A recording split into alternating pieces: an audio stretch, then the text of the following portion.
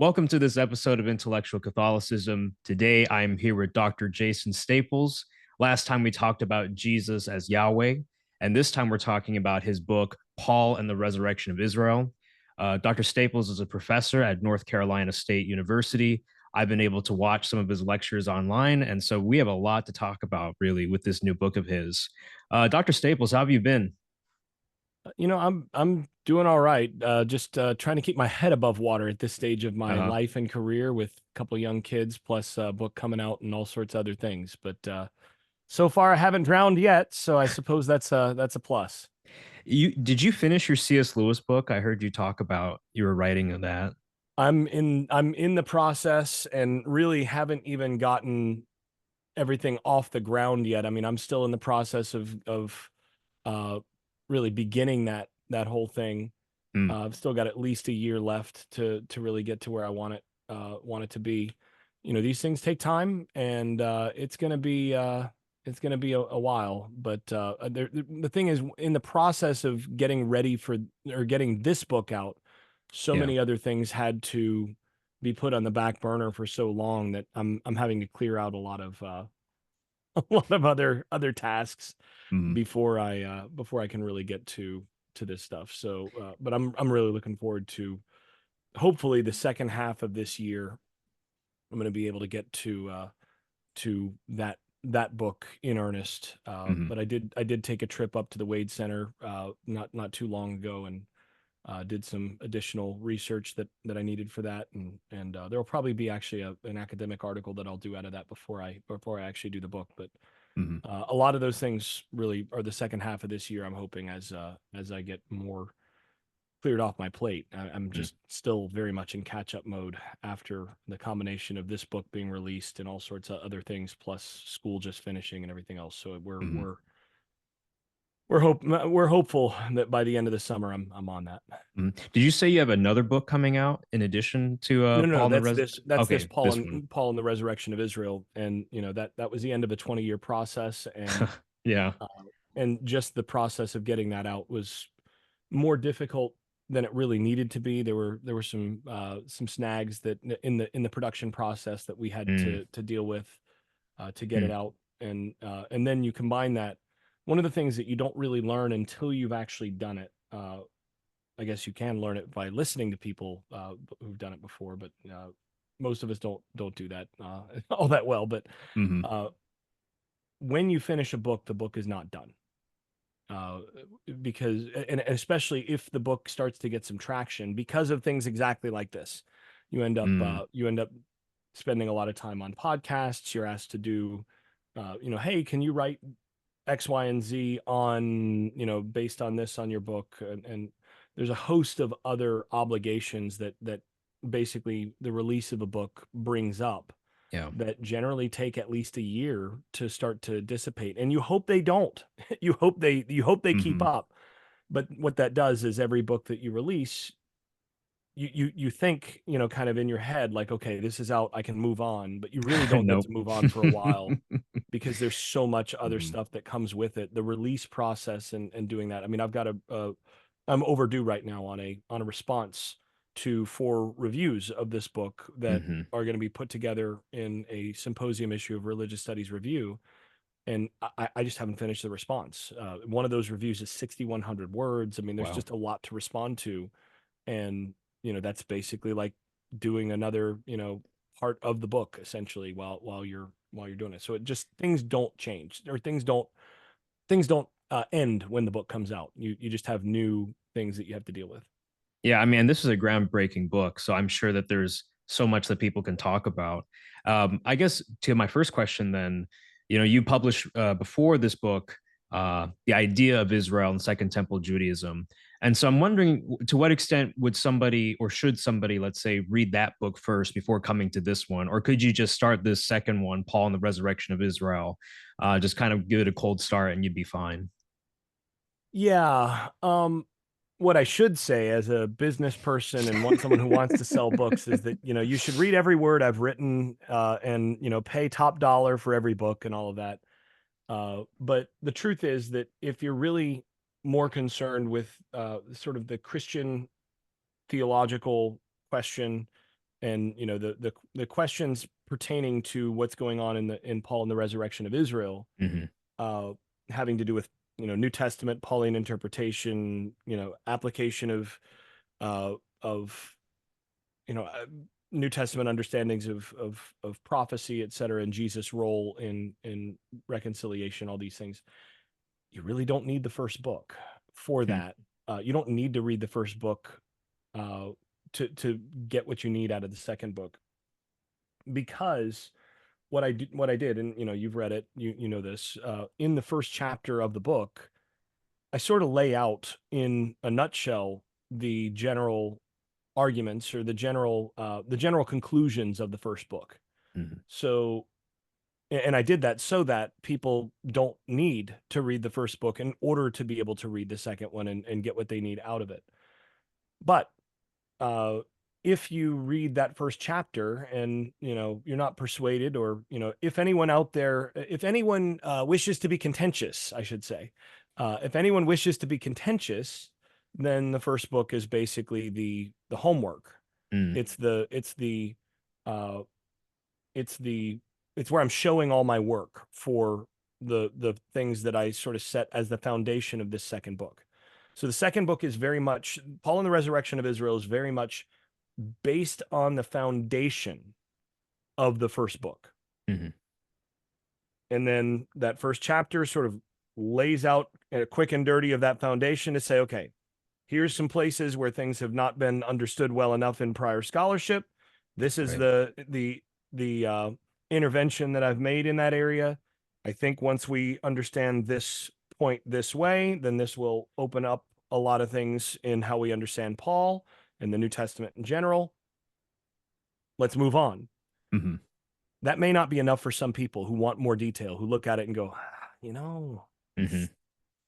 I'm not I'm not sure. In that case, then go back and read the first one Hmm. and see if the arguments there, which are made in much more detail, are persuasive. And I felt like in order to do this first book, or in order to do this second book, I needed to do the first one first, Right. simply because just stating something, or laying it out in short form like I do in the first chapter of this would not be enough Hmm. unless something else was already there to have shown the work, to say, and there are a lot of places where I'm just footnoting the other book and going, okay, look, here's the 30-page range where this is laid out. Here's the 60-page range where this is laid out.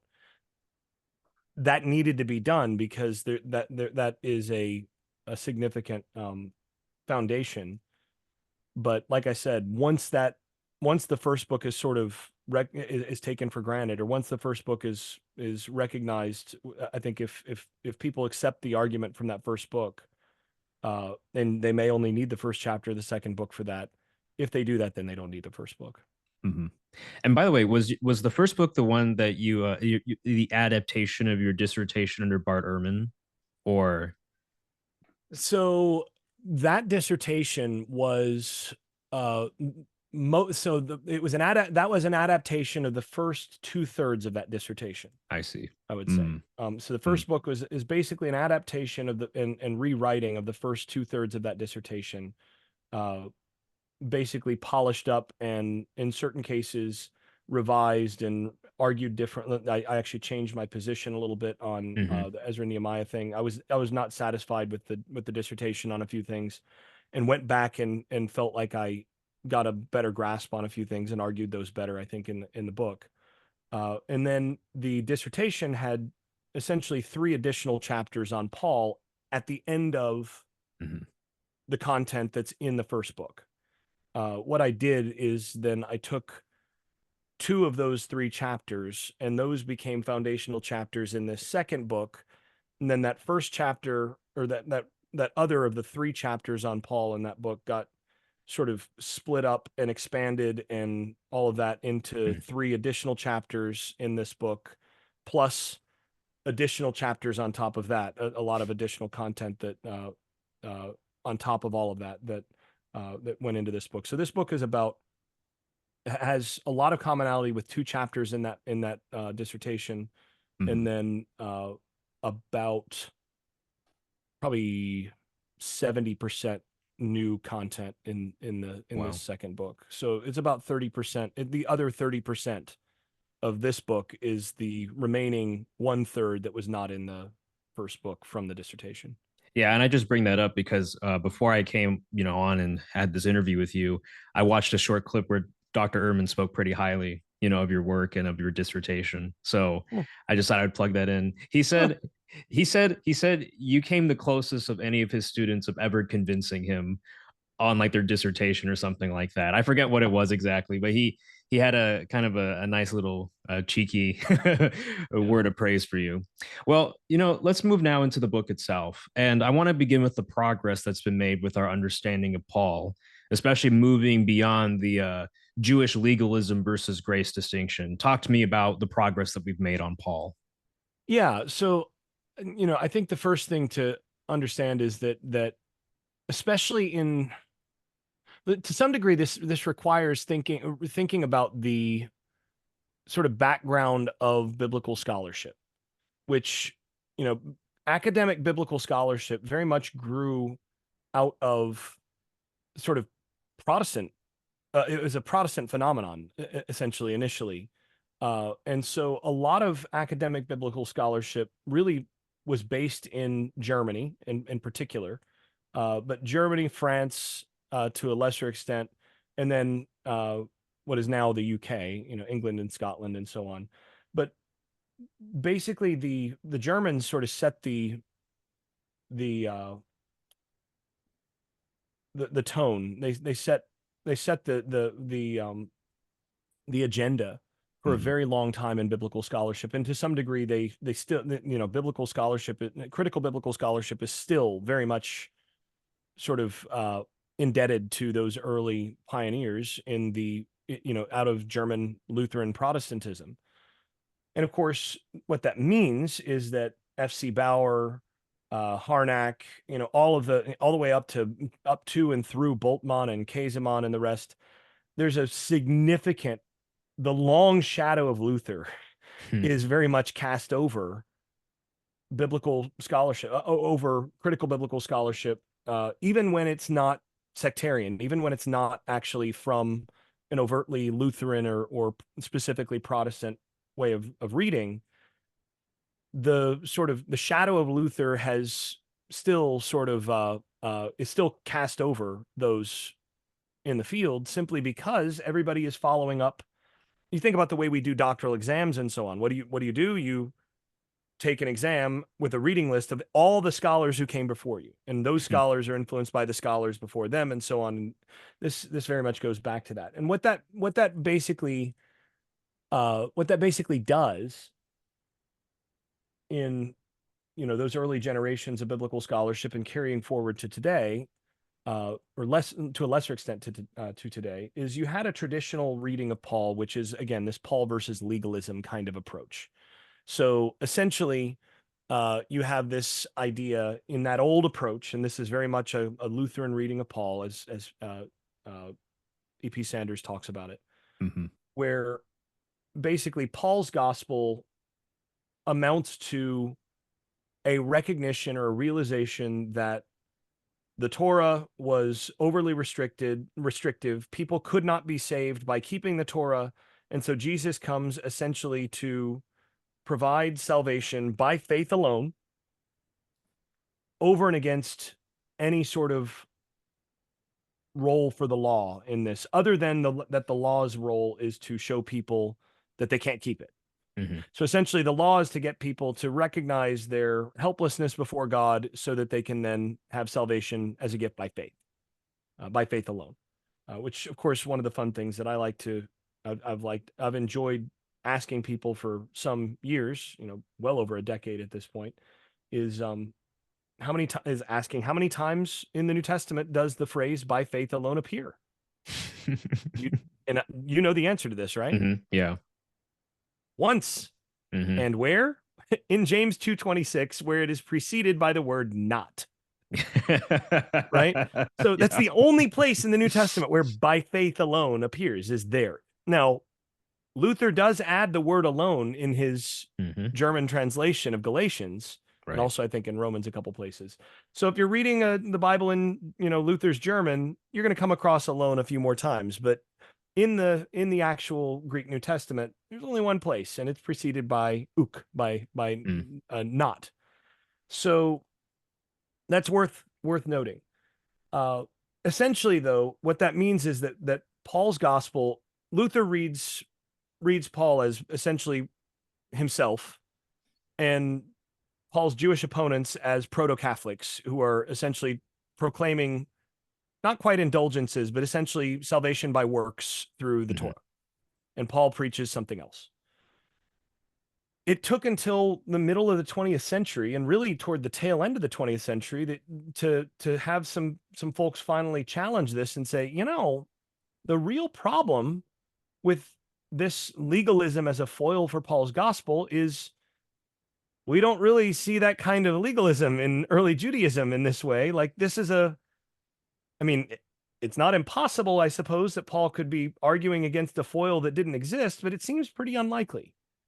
And so, and this is, of course, the really uh, the landmark, the watershed book for this was 1977, Paul and Palestinian Judaism by E.P. Sanders, who observes that, early Judaism is consistently a religion of grace. It's a religion Hmm. in which salvation, or as he would put it, being right with God or being in right relationship with God comes first through a gift, and then there's an expectation of obedience, on the tail end of it afterwards. But this is all basically derived from God specifically choosing his people and so on, which starts to sound an awful lot like what Luther and a lot of the reformers are saying is exactly what Paul is preaching against. And it turns out to be that that's what we find in a lot of early Jewish material, pretty much all of it.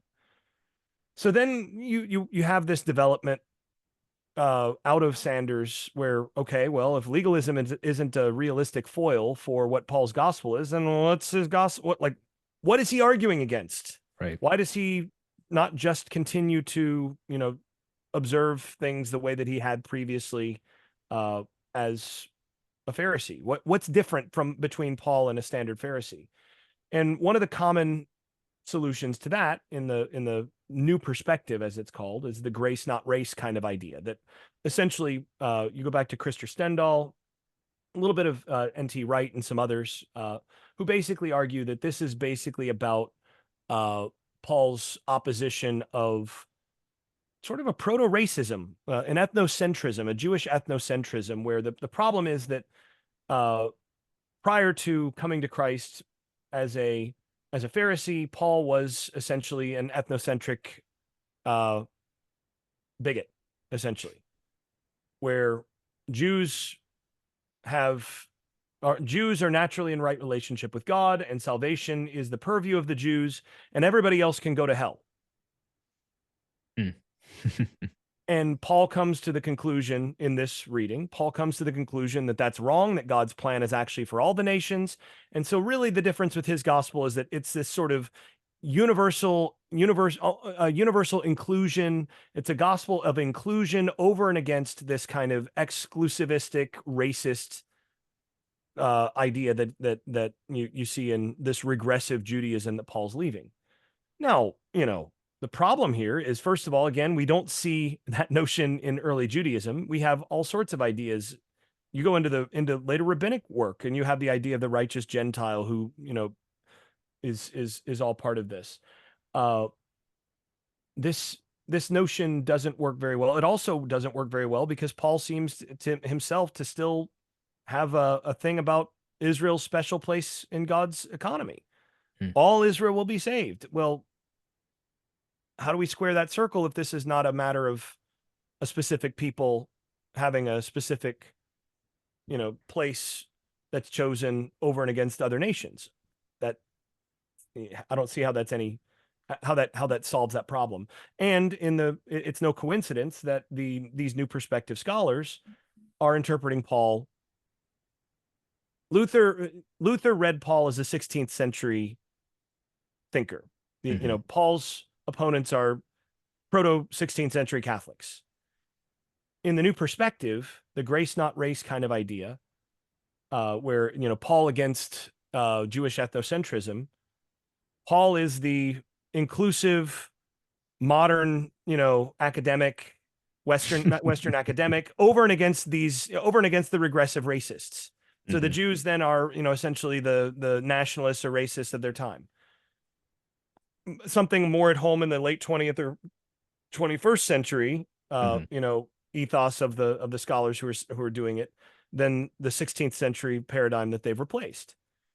And I don't think either one really works. Mm. And you do have a third movement that's sort of developed recently. This is the Paul within Judaism perspective. Yeah.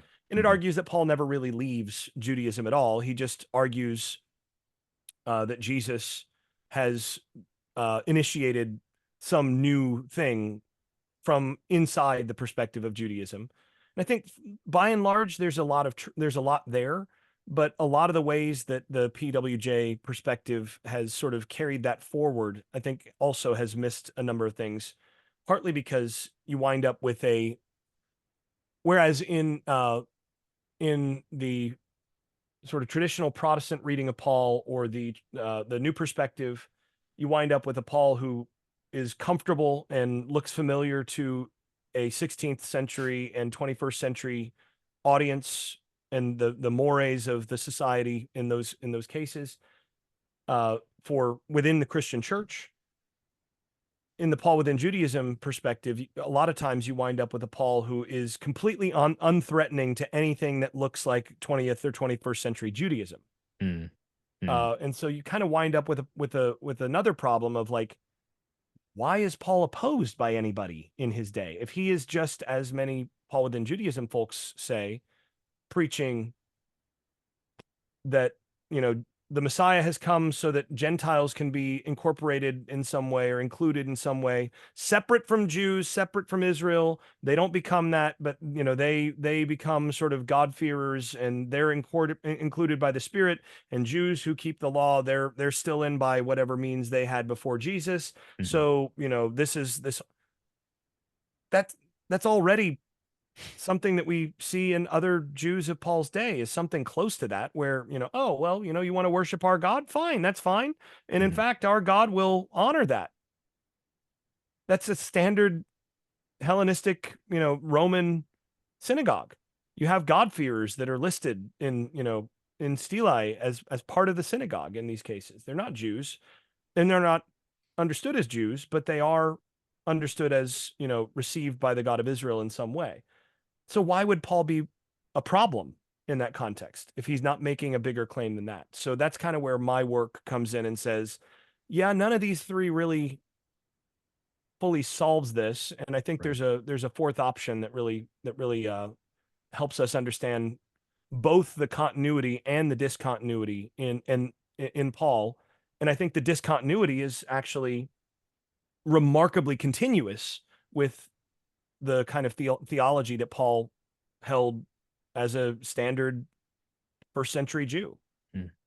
Yeah, I mean, one thing I like about your kind of perspective in this conversation is that on the one hand, you recognize that um, Judaism isn't the villain, right? That Paul is trying to deal with. That's the one thing we got to keep in mind, right? On the other hand, you acknowledge, contra the Paul within Judaism perspective, that Jesus has transformed the situation, at least in Paul's eyes, to the point where things just don't go on as usual, right? Something has happened for For both either Jews Jew, or Gentiles, right, right? and And Gentiles. and Yeah, that's really where my difference between what I'm proposing and a lot of Paul within Judaism scholars has been, is for many of them, essentially Paul is saying, well, for Jews things kind of can go on as usual, but for Gentiles this is world changing.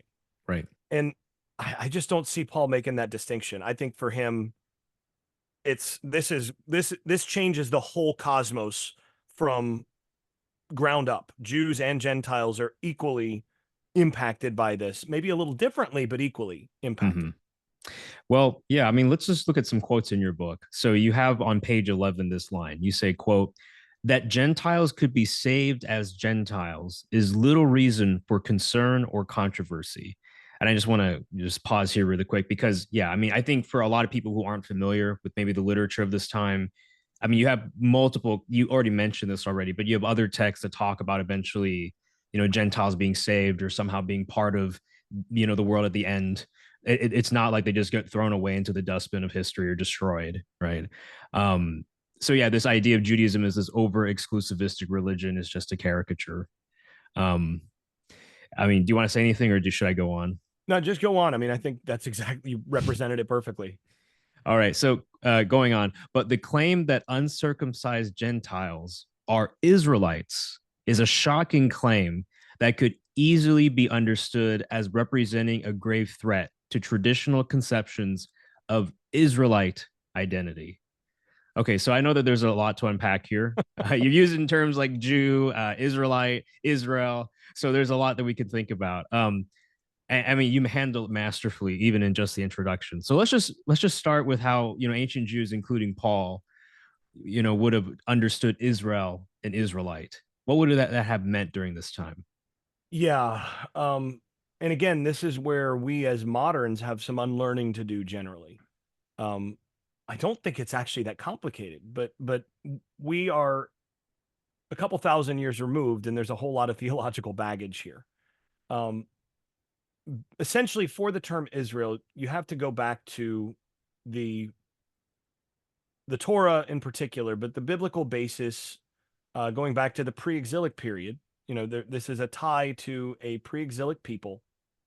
And when you read the Torah, when you read early Jewish and Samaritan literature and all of this, one of the things that you get is this notion of a people descended from a titular ancestor, from the eponymous ancestor Israel, from Jacob, and that this is a 12 tribe people. And there's this whole account in the Tanakh, in the Hebrew Bible. You have this account of the division between 10 northern tribes, or 9.5 northern tribes, depends on how you do the math on some of this, and it doesn't all math well. But the story, basically the story goes that David and Solomon ruled over a unified kingdom of 12 tribes, which is really kind of 13 tribes, but is 12 tribes by how they calculate it. So, because Levi is not calculated in their priestly tribe, one of the traditional tribes gets split into two, each of which is counted as kind of its own tribe, Ephraim and Manasseh.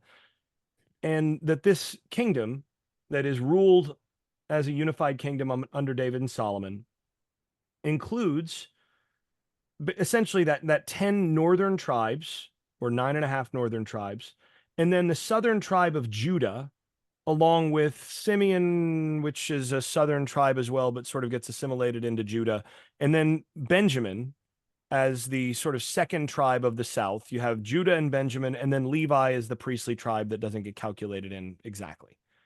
And then the other northern tribes, that those tribes are not, they don't stay unified with the southern tribes. David and Solomon are from Judah, from the kingdom of Judah, Mhm. and they rule over this unified kingdom.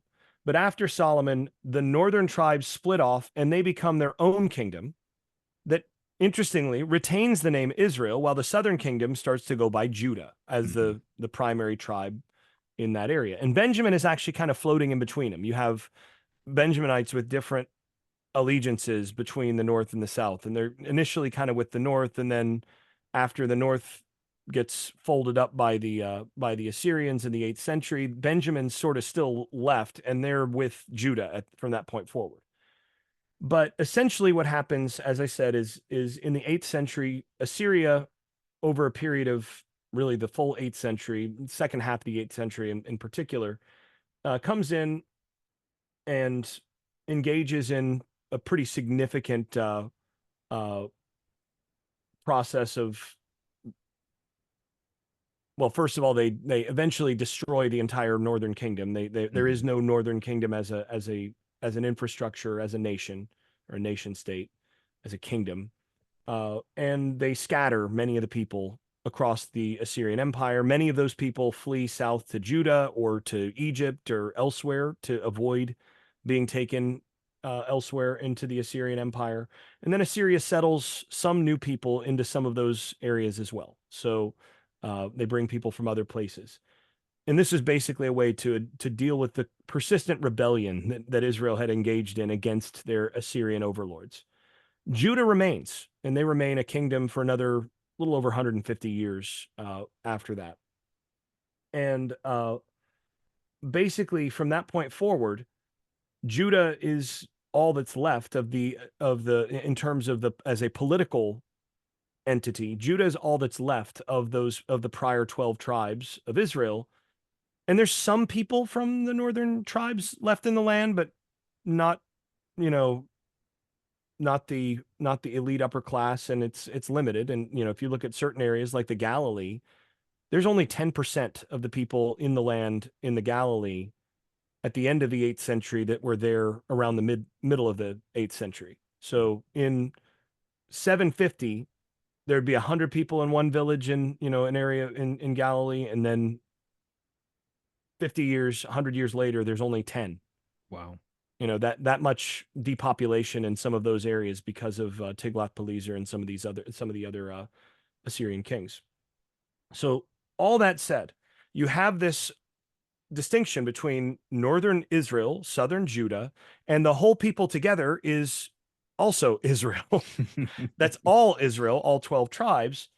And then by the time you get to the Babylonian exile, Judah gets taken into Babylon. You get some people return from that exile in the Persian period and all of this.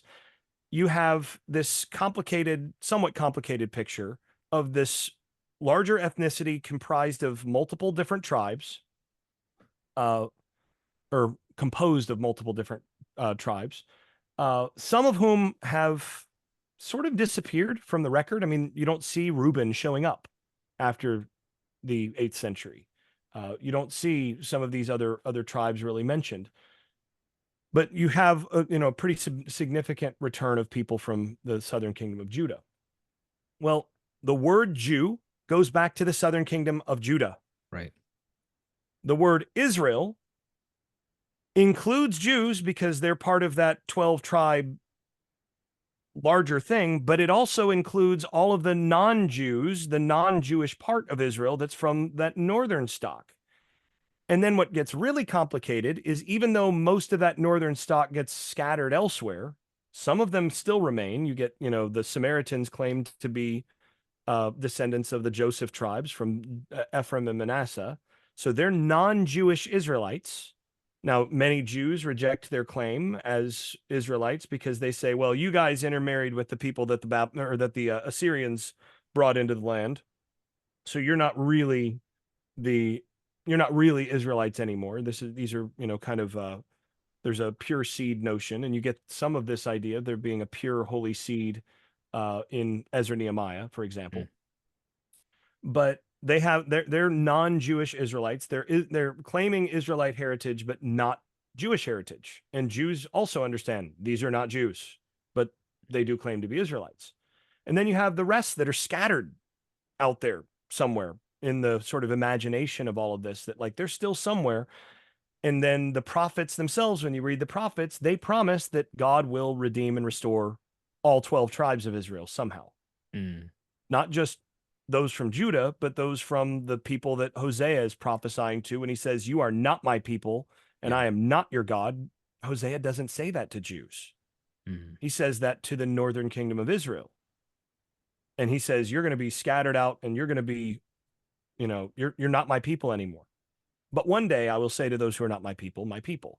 So there's this long-standing expectation of some sort of larger restoration than what you get, this small, very small return of some people from Judah, Levi, and Benjamin in the Persian period throughout early Jewish literature. And this is really the subject of the first book of the idea of Israel, is throughout early Jewish literature, you have this expectation of this larger future restoration where the rest of Israel is going to come back somehow. God is going to change the hearts of his people and exalt them above all the nations. And many people from the nations will just begin to worship the God of Israel, and, they'll, be spared. And then those who try to fight against and resist the God of Israel, well, it's not going to go so well for them. So this is what's expected. And then when Jesus shows up and then appoints 12 disciples and says, you 12 will judge the 12 tribes of Israel. will sit on 12 thrones and judge the 12 tribes of Israel. That's an enormous claim in that context because Israel isn't there anymore. They're living in Judea, in the place that's the Greek or Latin for Yehud, for Judah. Israel's still. This is a claim that he's going to regather the parts of Israel that aren't here right now. That's a big claim. And then he goes to the cross, and everybody has to go, was he wrong? Because where is this regathering of Israel that he promised, the 12 tribes? And that's where Paul and some of these others come in, and they've got a different explanation for this. So I think you've kind of already dealt with this in your answer, but with the Greek word Iudaioi, you translate that as Jews, but you do mention that Judahite would also be an acceptable translation. Do you want to add anything further about the relationship between Israel and Jews in Paul? Well, I think one of the things that's important is this distinction between these two terms. So Jew is more specific than Israelite in that respect. Israelite is the sort of larger covenantal people of God. Jews are a subset of that people. And so when Paul then shifts his language in Romans 9 to 11 and uses the word Israel or Israelite either 13 or 14 times, depending on your view of a certain textual variant. I think it's 13 times, but 13 times, and then only uses the term Israel 6 other times across all of his letters. And then those numbers are flipped with respect to the term Judaioi or Jew. Why? Well, it's because he's now stepped back to address the larger picture about the whole people of God, about all 12 tribes, and about all the descendants of Jacob, essentially, and all of the people who are rightly the heirs of Abraham. And that's a bigger group than just Jews. Once we understand that, a lot of things about Romans, and specifically Romans 9 to 11, can snap into place. Right. Because you did mention in another interview how sometimes when people are trying to interpret and make sense of Paul, they get to a point when they hit Romans 11:26 when it talks about all Israel will be saved, and they kind of just say like, oh, I don't know how to fit this into my interpretation, or maybe it's an earlier part of Romans, but you're really trying to get the synoptic picture and get everything together. Yeah, and I think he's already laid the groundwork for what he's saying in Romans 11:26 and 27 throughout the rest of Romans. That's the last word. That's his concluding argument about the whole for the whole theological portion of Romans, to where he says like, look, what I've been talking about all along is all leading up to this. This is the thing. And so if you can't make that work with the rest of his argument, then my understanding is you've misunderstood the rest of his argument then. Yeah, I mean, I have heard some people just kind of dismiss it and just say like maybe he's just an incoherent writer or something like that. The Heike Raisinen kind of approach to this. Yeah. Yeah, but obviously I think you're trying to give him a little bit more, right, than just that. Yeah, I mean, I think just as a rule, we should read. It's a good practice to read generously, to read, to give authors, especially authors who've managed to survive for and are still being read a couple thousand years after they wrote, to give them the benefit of the doubt that maybe they're not just morons. Maybe they're not just inconsistent or incoherent. I think as often as not, if we get something incoherent out of, in fact, more often than not, when we get something incoherent out of the text of someone who has been who has been such a masterful influence or such a masterful writer or whatever, when we come to the conclusion that there's just something incoherent here, it says more about us than them. I tend to come at a lot of this where, when I read Homer's the master. Now, Homer is synthetic to some degree. I mean, you have some fluidity in the text that different bards over time, but this is the masterpiece. I'm the student here, and if there's something incoherent, if I'm not getting it, it's probably me.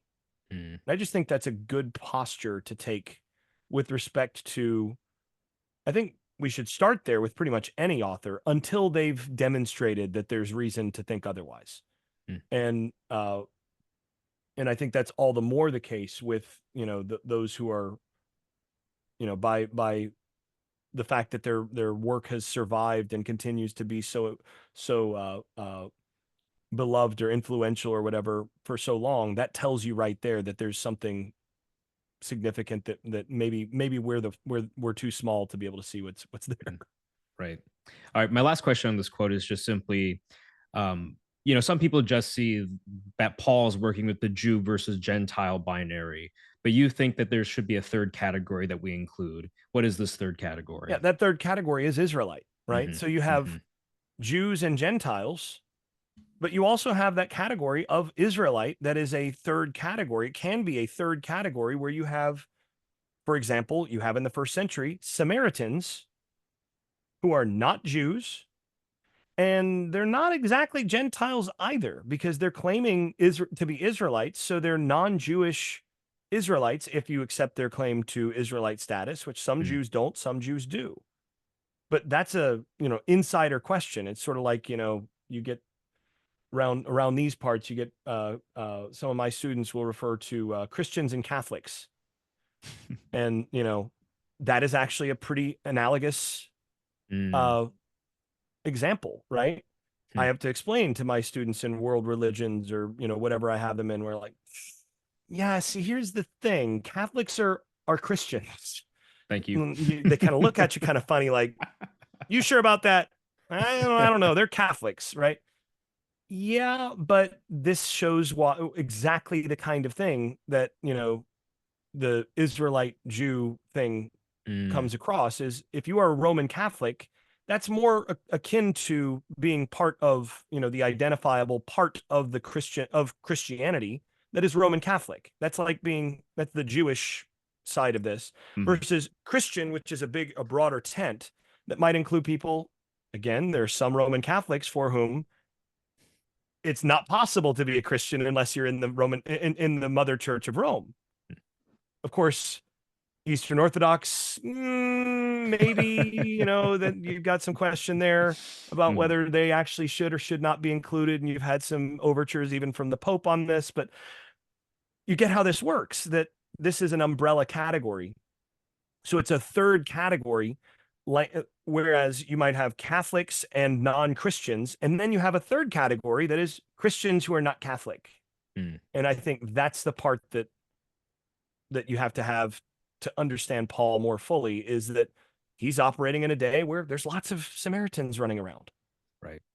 He knows that there's non-Jewish Israelites out there, at least people who could claim it. So that third category is really important. Well, let me just quote from now page 20 of your book where you just lay out your position, right? So you say here, quote, I argue that Paul believes that the eschatological restoration of Israel is already underway in the wake of the death and resurrection of Jesus, and that his insistence on equal Gentile incorporation is closely tied to his hopes for Israel's restoration. And you've already mentioned this before. Going on, specifically, since the full restoration of Israel must include all 12 tribes, Paul argues that the incorporation of Gentiles into the eschatological assembly is the necessary means for the reconstitution and restoration of, quote, all Israel, an entity not only including Jews, but also non-Jewish Israelites, restored from the nations among which northern Israel had assimilated. Okay, let me just ask you this directly, Dr. Staples. Somebody might say, wait, where are you getting this from? The stuff about the northern kingdom? I thought Paul was concerned about Jews, Gentiles, justification, salvation. Where do you get the concern that he has for the northern kingdom from? Well, I think one of the first places to kind of gather that from is, or one of the most obvious places, is when we actually start going through the scripture that he ends up citing a bunch of in Romans 9-11. I don't think it's accidental that he's over and over again citing specifically prophecies to, about, and involving not Jews, but northern Israel. So he goes to Isaiah's prophecy about northern Israel, not Judah, but about Israel in the time of the Syro-Ephraimite crisis, when you have actually the division has deepened between north and south, as north is trying to rebel against Assyria and Judah is saying, uh, and then specifically Hosea, where Paul saves Hosea, saves this "not my people" language for that pivotal moment in Romans 9, where he talks about us, whom he has called, not from both Jews and Gentiles, as is written, I will call those who are not my people, my people. Wait, what? See, this is so familiar to us as 21st century readers, and many who are reading from inside an ecclesial context. Yeah. This is so familiar from from 20 centuries of Christian theology, to read that and be like, yeah, not my people. That's Gentiles. Yeah, he's just talking about that, and just skim over that. To a first century reader familiar with Hosea, however, this is going to be one of those like, what, wait, what?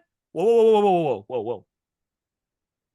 Let's back that train up a little bit and talk about what's going on here, because you know that Hosea, when he's talking about not my people, and I will call those who are not my people, my people, he's talking to specifically the northern kingdom of Israel, because he has just said,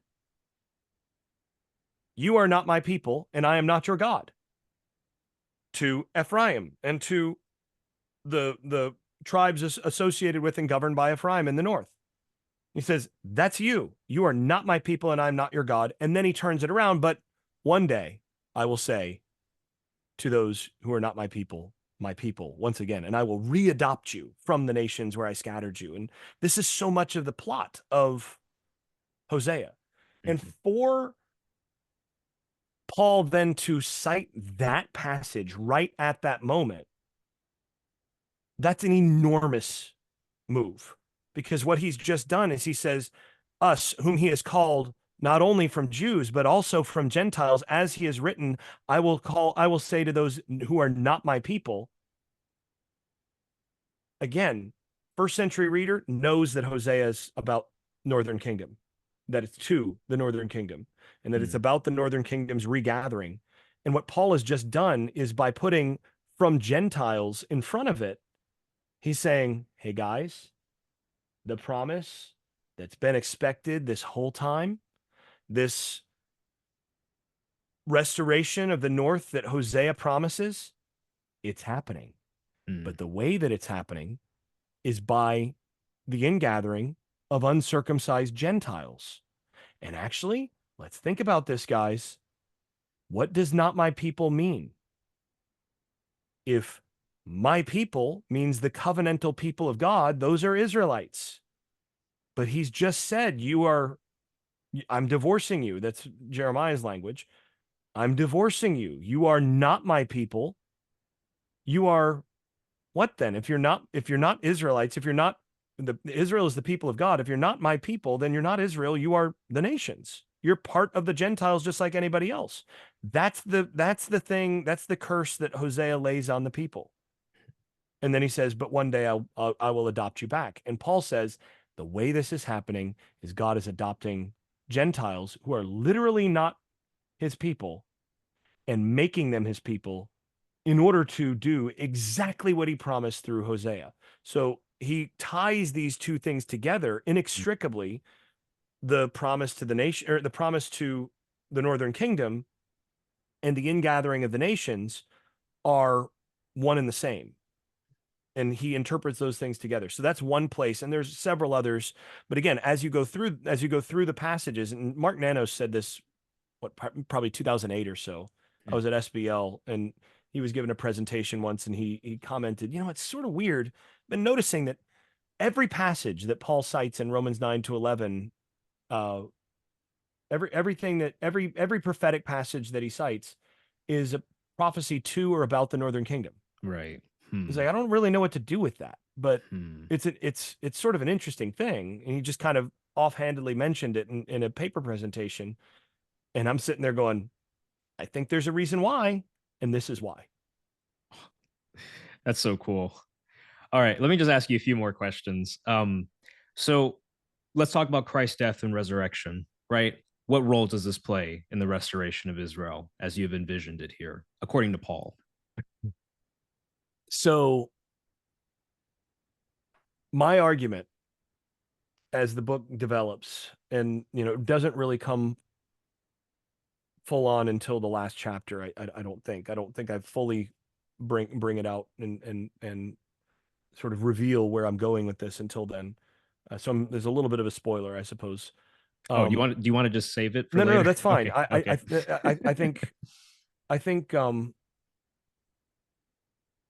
I think what Paul does is he understands Jesus as undergoing in the microcosm what the larger people of Israel have to undergo and have undergone in the Mm, macrocosm. mm, So for Paul, the revelation of God is all in the cross and the resurrection.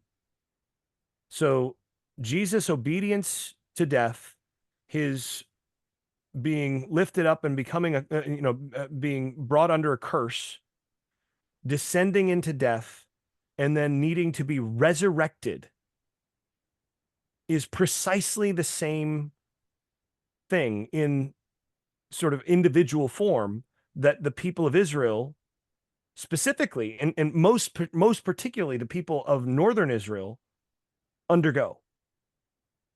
So if you read Ezekiel 37, which is of course the source of the artwork, the cover of the book is Dore's mm, Valley of Dry Bones. If you read Ezekiel 37, the whole house of Israel has become a valley of dry bones. They're dead.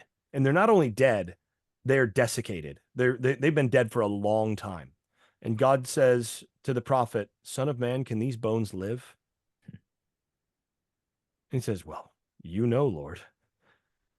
He says, okay, prophesy to the bones. And the bones resurrect and they become a whole people. And Israel, as a corporate people, is resurrected from death. There is no Israel. They're gone. mm, And now Israel is resurrected, is raised from the dead. Paul sees Jesus' death and resurrection as anticipating, as living out, and sort of proleptically, and beyond that, mystically, in doing the very thing that that Ezekiel's talking about here, mhm, so that Jesus goes through that whole process. He descends into the curse of the covenant, which the ultimate curse of the Torah for disobedience is death. Jesus is not himself disobedient. He then descends into the curse, and because he's not disobedient, he receives life. mm, And once he receives life, he now has the power to grant life to those who follow his lordship, to those who pledge their allegiance to him. And in the process, he then can resurrect or raise up Israel from the grave, which was his task as Israel's Messiah. mm, So for Paul, this whole thing ties together. Israel, through disobedience, descends into death through exile and the ultimate assimilation that results among the majority of Israel that is exiled. So they assimilate among the nations, and that is the death of a people. And I think we also should understand in the modern world where we're much more accustomed to melting pot kind of a melting pot is a positive thing mm. in general, right? In sort of the Western multicultural thing. Like we all just should melt together and eventually, there's going to be different flavors and all this, but it's just all one. That's not an ancient way of thinking about this.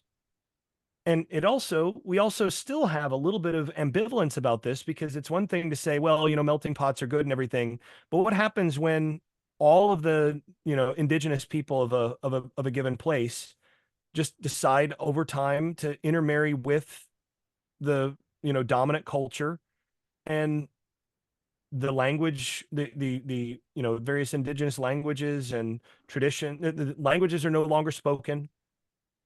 The practices are no longer done, and there's no longer any way of discerning whether or not this person is culturally or ethnically in any real sense a part of that other of what their ancestors were on one side, many years ago.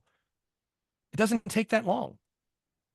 And if all of the people of a given group do that, their their ancestors still have descendants, but the people as a whole has died. Mm-hmm. Right? There are lots of people groups that have just been assimilated into larger imperial structures, and all of the Celts and everything that, their descendants just speak English and are part of England or wherever, or they're speaking French and they're part of northern France or whatever. This assimilation process is the death of the people. And what Paul is arguing is Israel experienced that death, or at least a significant portion of Israel experienced that death. Jews did not, Right. but the rest of Israel did. And Jesus went into the grave, he argues, and was resurrected from the dead, and in the process has initiated the resurrection from the dead of the whole people of Israel. And that's a pretty remarkable thing to argue, but I think that's actually what he's saying. When we get to Romans 11, what does he say? He says, what will their acceptance be but life from the dead? This is all Ezekiel 36 and 37. I mean, it's, Deuteronomy 28 through 32, Jeremiah 31. There's so much here that he's weaving together that it's just so fascinating and, really elegant. Yeah, I mean, so somehow he makes these I guess, well, somehow he brings these people back to life, right? And they become Israelites. Is that the kind of argument here? Or, well, I mean, what does it mean now that when they go from, being non-Jewish Israelites to, like what's going on? Maybe just kind of to pinpoint that a bit more. Yeah, and this is another place where we as moderns, who are tend to think genetically, Yeah, uh, right. to some degree have a little bit of uh, a difficulty here, because for a lot of people, the idea that you can change ethnicity is, it's just not a possibility. Like, well, Right. you're born a specific ethnicity, you're born a specific race, and you can't change that because this is biological. That's not the ancient way of thinking about this exactly. And what I see Paul arguing is essentially Israel gentilizes, Yeah. through disobeying the covenant. And now, I mean, Jesus and John the Baptist, what did they say? God can raise up children of Abraham from these stones. That's right. Mm-hmm. And that's what Paul argues is happening. Mm. Is, okay, Israel assimilated among the nations that Israel was scattered among. And that means they're no more. There aren't Israelites secretly hidden there who just haven't, like, they haven't realized, like, they don't realize their true ethnicity or something, but like somehow their, pure bloodline has been preserved and they just don't know it or whatever. He's not imagining that. What he's imagining is, I'll give you an example. One of my roommates in college is Cuban. He's a first generation in the United States. His parents came over from Cuba in the 60s. And he married an American girl who she was a friend of mine as well, who her ancestry goes back to Ireland, one of the whitest people you ever meet. Their children, are they Cuban? Are they American? Are they American Irish? Are they Cuban American Irish? Whatever. Okay, well, we can have that discussion now.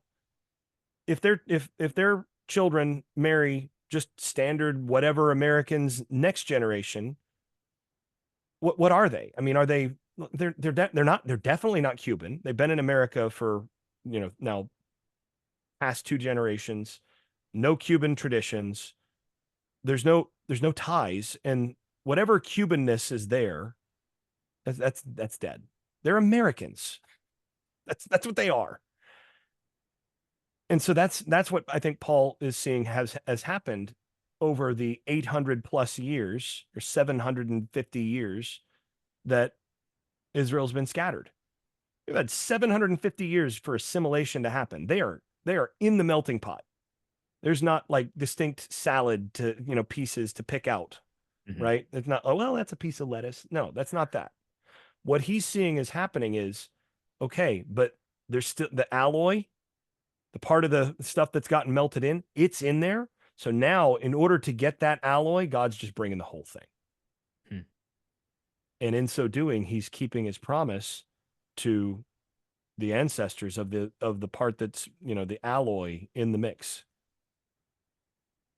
The pot's melted. It's all melted in there. But he promised to a specific element in that. And that element's spread around. So guess what? He's gonna resurrect Israelites Hmm. from that. And so just as Israel ceased to be Israel and they became part of the nations, now he's bringing people from the nations and making them into Israelites by the Spirit. All right, let me just ask you two more questions. The first one is, look, what is the relationship then between Israel and the church? Okay, so that's a little bit of a tricky question because again, now we're dealing with 20 plus centuries of theology Mhm. and baggage. From Paul's perspective, when he says ecclesia, the word that gets translated church, he's using a word that is very familiar from the Torah. This is the word that translates. It's two different words in Hebrew, in the Torah, uh, that are the words for assembly, essentially, right? Edat or Kahal Yisrael or Adonai. And so you'll get, Moses gathered the assembly of Adonai or the assembly of Israel to him, and you get this in a few other places in the Deuteronomistic history in First and Second Kings, First and Second Chronicles, and the whole assembly of Israel was there. This is like a representative group of all 12 tribes that shows up in these cases. So when Paul says assembly, he is, and Jennifer Ale did an article on this, and that I think is basically right. When he says assembly, when he says ecclesia or church, he's referring to the renewed people of God of Israel that has been eschatologically restored. This is essentially the restoration of the people of Israel as it was in the time of the Torah, only now they have what was missing at that time, which is the Spirit. So in that context, the Kahal Yisrael or the ecclesia is to be identified with the portion of Israel that is in right relationship with God. Now, he does indicate that there is another portion of Israel according to the flesh, right? He talks about that. He uses that language in 1 Corinthians 10, Mhm. that they are from Israel, as he says in Romans 9, Romans 9:6. They are from Israel, and in that respect, they are Israelites, but they're also not Israel unless they receive the Spirit and are in the olive tree. They're grafted back into the olive tree in living in fidelity, right? They're showing fidelity. So in that context, you would essentially equate the eschatological, end times renewed people of Israel with those who are followers of Jesus. So you could just say, sort of, uh, for Paul in that context, if you asked him, is the ecclesia Israel? Is the church Israel? And he probably would have said something like, well, yeah, yeah, of course. But that is not the same thing as saying, uh, that the Gentile church in what it became after Paul Mm. is the same thing as Israel. Because for Paul, the church, the ecclesia that's being renewed or restored includes both Jews and Gentiles. If you don't have Jews included, it's also not the whole thing. And he does not see this as an entity that's distinct or separate, uh, from the sort of traditional aspects of Israel. So it's complicated. Yeah. And he also sees Gentiles being incorporated into this people, Mm. this assembly, rather than as the assembly itself into which others are incorporated. They are being incorporated into the thing that already existed prior to them. Right. So, in some sense, the later development of what might be called replacement theology or Mm-hmm. supersessionism or whatever it's sort of right.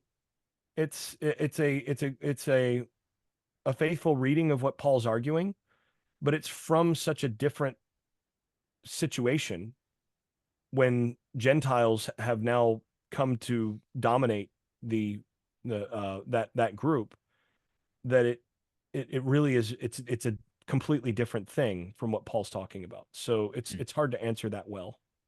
Sure. All right. Here's my last question for you. What do you see as some of the biggest challenges or questions for your position?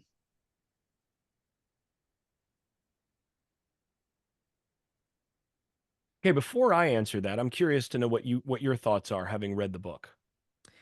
Uh, So this is just my opinion, right? I mean, I've known you had a conversation. I forget where it was at a church with a rabbi a while back, and I know that I think the standard interpretation is that Israel just means the Jews, right? I think that's been kind of a standard position, and I think that there are times where when I look at the thesis, I kind of think, well, this is maybe just me being kind of more on the traditional side of things. But I'm kind of like, well, it seems so established that this is kind of what I think of Israel being.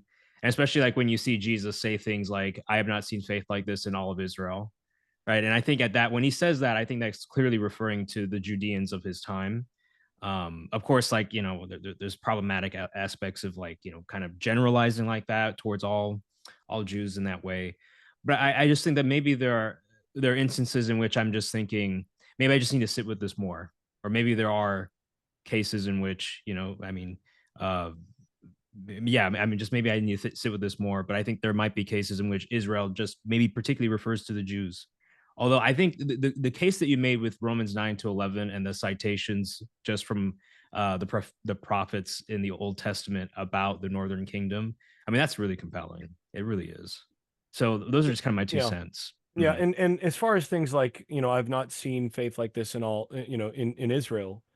One of the things that I should really that I tried to emphasize in the book, and I need to further emphasize in the response that I'm doing to some of the reviews of the book, uh, is Israel can be used Yeah, that's through right. via synecdoche to refer to Jews. Of course it can, because Yeah. they're Israelites. So when Jesus says, "I've not seen faith like this in Israel," of course he's referring to Jews. That's the portion of Israel that's still there that he's having interactions with. He's not had interactions with anybody else from Israel.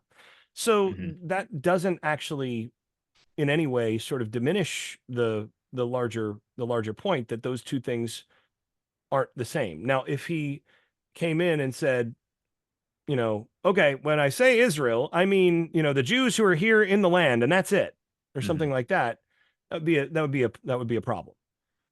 But the idea that Jews can be referred to as Israelites, that's a default, because just like Hmm. Catholics can be referred to as Christians, that's a default, right? You kind of assume that.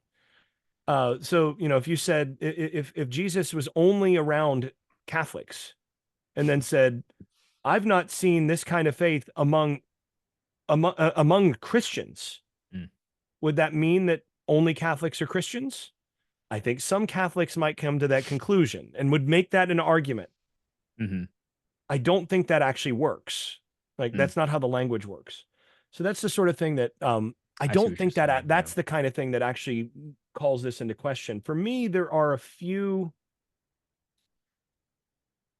a few loose ends. There are still a few things that I wish I had a better handle on. That, just in terms of certain little pieces of exegesis, Hmm. that, if somebody brought a more compelling explanation for, would potentially challenge. So this whole question about, in the middle of Romans 11, uh, this, if their rejection is a reconciliation of the world, what will their acceptance be but life from the dead? My reading of that is that is about, uh, Israel as a whole, and not Paul's countrymen specifically. Not only about Paul's countrymen in his day. If somebody could make a strong case otherwise, that would be potentially threatening, Hmm. to my case, to my thesis. Let me see.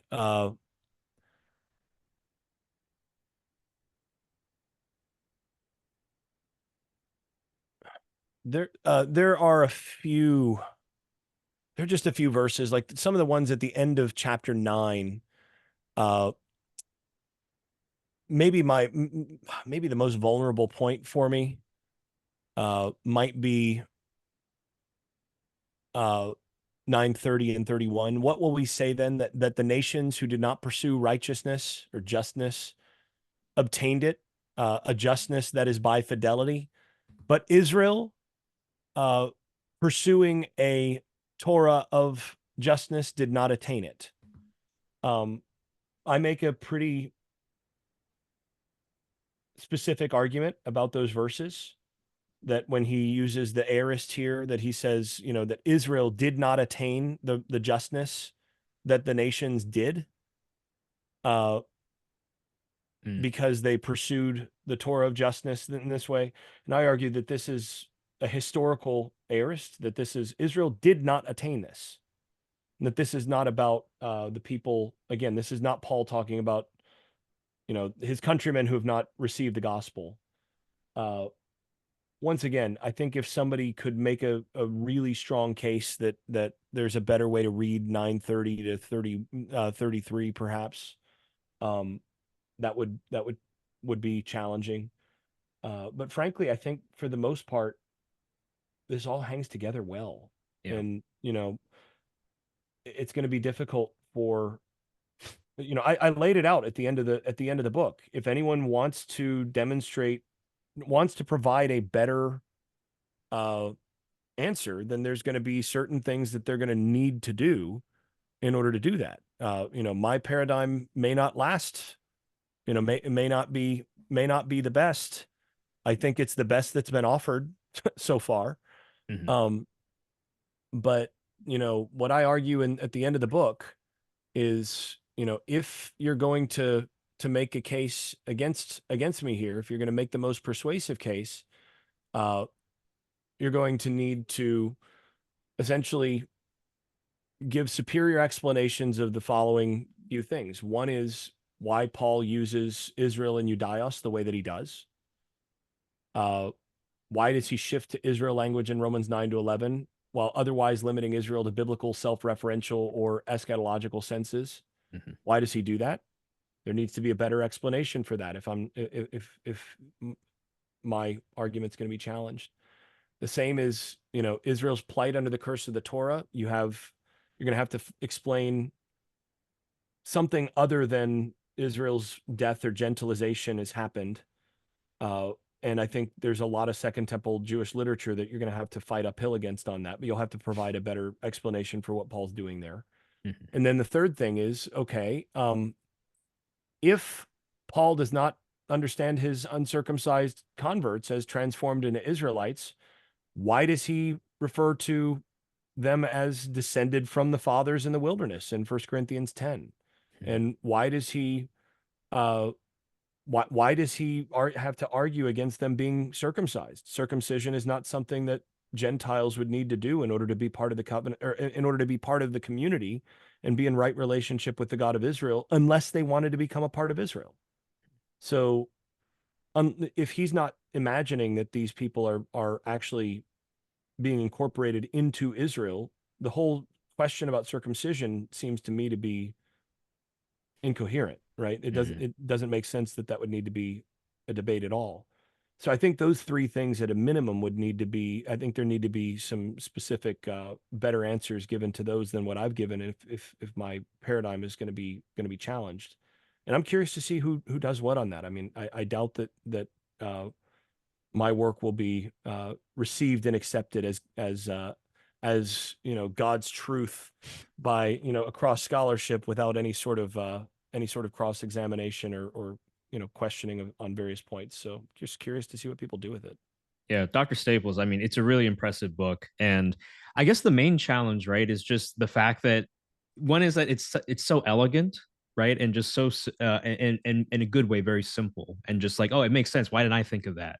Right? Looking back at the history of Israel and what's going on with Paul. But then I think the other thing too is that yes, you do have this kind of uphill battle with what has been conventionally how people have interpreted Israel and kind of viewed this whole conflict or this whole question. Um, but I mean, once you see the pieces click together, you can't unsee them anymore. And so maybe I just need to sit down with this more and get more comfortable with it. But like when I listen to what you're saying, I'm kind of like, yeah, it really does kind of make sense. Yeah, and I'm just to a large degree, I'm very much relying on that once you've seen it, you can't unsee it aspect of it. Yeah. And Mm-hmm. I've had that reaction from a lot of people over the years where, when I first presented this to in a class for Joel Marcus many years ago, Yeah. what 2008, uh, Joel was very much unconvinced Hmm. and didn't push back quite a bit. And I think it was 2013, Joel published an article building on my paradigm. Hmm. Or 2014. And it's, he came back later and said, the more I looked at this, the more I just started sticking it all over the place, and you just can't unsee it. Yeah. And it's the same thing with a lot of folks where, I've gotten pushback over the years on things, and then folks come back and go, have you thought about the possibility it might be here too? Like, yeah, I'm seeing it here too. Yeah. Mm. So it's one of those things that does kind of stick with you. And I don't think I got everything exactly right in this book. I'm going to be curious to see what gets corrected and what gets built on and improved. But I do think that this can set a foundation for a completely different and better direction to take our understanding of Paul in. Uh, and actually, one of the other things that I'm kind of excited about in this respect is I think that this also is a reading of Paul. I hadn't thought about this all that much, but given the particular podcast that I'm on, Mm. and some of the interlocutors that I've had over the years, this is a very ecumenically uh, amenable reading of Paul as well, in the sense that this is not a Protestant reading, this is not a Catholic reading, this is a reading that actually uh, doesn't, it's not Luther, it's not New Perspective, it's something that I would imagine pretty much any Catholic could read and go, "Oh yeah, that works with traditional Catholic theology." And similarly with a lot of traditional Protestant readings as well. I think a lot of the what I see as the places where some of the Protestant readings are strongest are still there. Mm. So I think that looking forward, if this holds, it could provide uh, avenues for a little bit more intra-Christian uh, uh, dialogue and discourse about some of these passages that have been pretty divisive across different Mm. denominations over the years too. Dr. Staples, I'd love to kind of pick your brain on that more, but I think we'll save that for another time. How about that? Yeah, I've been pretty long-winded on this one, so Hmm. Yeah, I mean, I just, I listened to some of your lectures and you talk about sola fide and sola scriptura. I think I'd love to have you back on and just talk about those issues from a theological and biblical perspective. I'd be happy to.